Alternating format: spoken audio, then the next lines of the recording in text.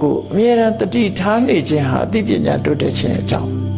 တရားထုတ်တယ်ဆိုတာလေကိုတတိထားနေခြင်းသာဖြစ်တယ်ခုနကကိုယ်စိတ်ထဲမှာစိတ်တ ानु ပဒနာလို့ဆိုတဲ့ထဲမှာနော်ငါစိတ်ဟာလောဘတွေနဲ့အဖြစ်များသလားဒေါသတွေနဲ့အတွဲများနေသလားမောဟတွေနဲ့အတွဲများသလားအဲ့တော့လောဘဒေါသဆိုတာကိုယ်ရင်ထဲမှာအမြဲဖြစ်နေတာမဟုတ်တော့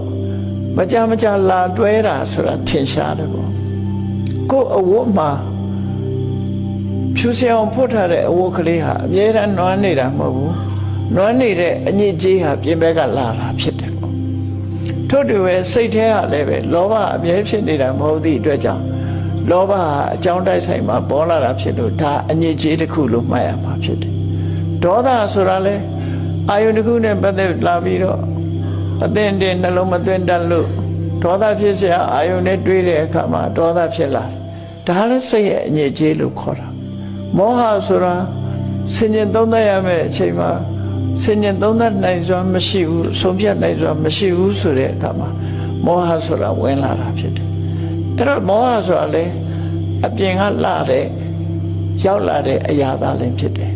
လူရဲ့ခန္ဓာကိုယ်မှာရောက်လာတဲ့အညစ်အကြေးတွေဟာပြင်ပကနေပြီးကိုယ်ကိုရောက်လာတာဖြစ်တယ်ထို့တူပဲစိတ်ရဲ့အညစ်အကြေးတွေဟာလည်းပဲ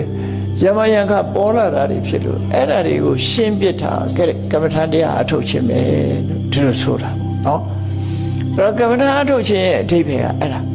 မရှင်းမဲနဲ့ဒါတွေကိုပြန်ပြီးတော့လက်ရခေါ်နေတဲ့အကျင့်မျိုးတွေကလည်းရှိသေးတယ်လက်ရခေါ်ပြီးတော့ဘယ်နှစ်နာရီထိုင်နိုင်တယ်ငါလိုလူရှိသေးလားဆိုတာအဲ့ဒါ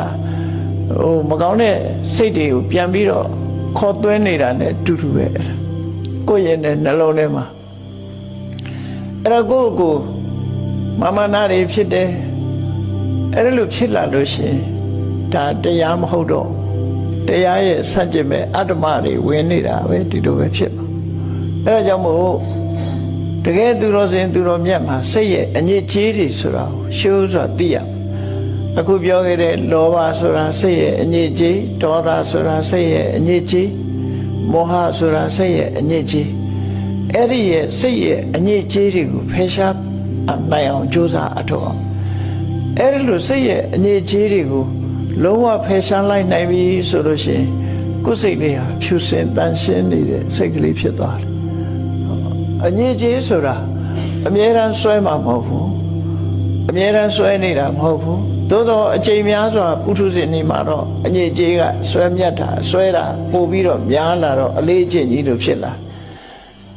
အဲ့တော့မြတ်စွာဘုရားရဲ့အဆုံးအမကိုရတဲ့အခါမှာကိုယ့်ရင်နဲ့နှလုံးထဲမှာဆွဲနေတဲ့လောဘအညစ်အကြေးကိုအလောဘနဲ့ဖယ်ရှားရမယ်ဆွဲနေတဲ့ဒေါသအညစ်အကြေးကိုမေတ္တာဆိုတဲ့အရောဓနဲ့ဖယ်ရှားရမယ်ဆွဲနေတဲ့မောဟဆိုတဲ့အညစ်အကြေးကိုအမောဟဆိုတာနဲ့ဖယ်ရှားတာအဲ့ဒါကိုဇာဂရိယနုယောဂနုကြာကြကြိုးစားခြင်းဆိုတဲ့အဓိပ္ပာယ်ရတယ်ပေါ့အဲ့ဒါကိုပဲကမ္မထာအထုတ်ခြင်းလို့သူတို့ပြောတယ်အဲ့တော့ကမ္မထာအထုတ်တာရဲ့အနှစ်သာရကကိုယ်စိတ်လေးကိုဒီတိုင်းပြစ်မထားပဲနဲ့တတိနဲ့ပညာနဲ့ထိန်းချုပ်ပြီးစိတ်ထဲမှာဆွဲကပ်နေတဲ့အညစ်အကြေးတွေကိုဆေးကြောတန့်စင်မှုပြုလုပ်ခြင်းပဲဖြစ်တယ်နော်ဆေးကြောတန့်စင်တာ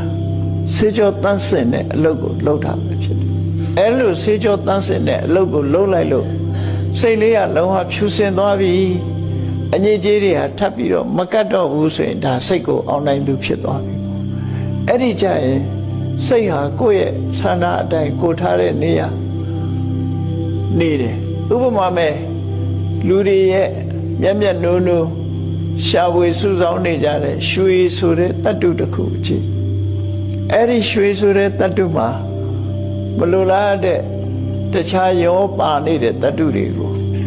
တတ်ဆင်မှုရွှေကိုနားလဲတဲ့ပရိဆရာတွေကရွှေထဲမှာပါတဲ့အညစ်အကြေးတွေကိုမိဘူးပေးလိုက်အေးပေးလိုက်နဲ့တတ်ဆင်ပြီးတော့ပေးကြတယ်နောက်ဆုံးမှရွှေစင်ဆိုတာဖြစ်သွားတယ်အညစ်အကြေးတွေကိုထုတ်လိုက်တော့မှရွှေဟာတတ်ရှင်စင်ကြယ်သွားပြီးတော့ရွှေစင်